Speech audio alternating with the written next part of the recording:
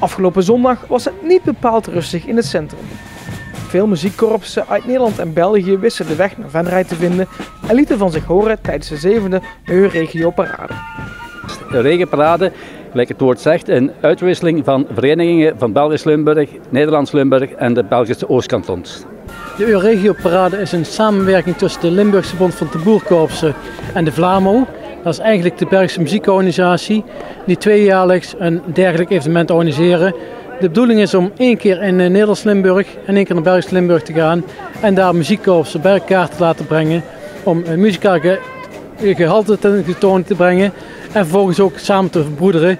Want uiteindelijk is muziek en cultuur samen, dat brengt ons cultureel erfgoed. Wij hopen dat het muzikale leven, het vrijwilligersmuzikale leven, een verdere bloei mag hebben gelijk het nu is. Omdat wij merken dat de laatste jaren wij enorm nieuwe jonge jeugd, jonge mensen zich aangetrokken voelen tot de muziek. Er waren optredens op de pleinen en er trok in optocht door de winkelstraten.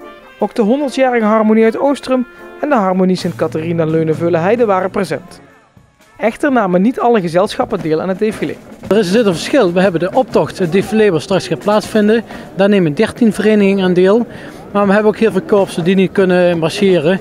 Dat zijn met name de fanfares, de accordeonclubs die ook vandaag komen optreden.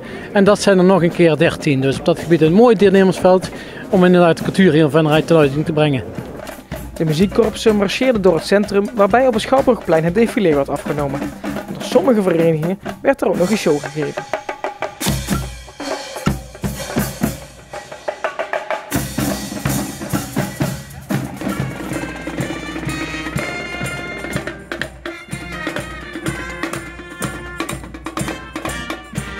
Voor Venray was het de eerste keer dat de Euregio Parade er was.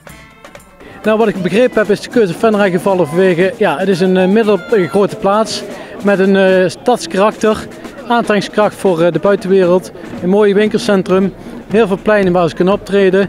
Dus zodoende heeft schijnbaar de LBT besloten en de Vlamen om naar Venray te komen.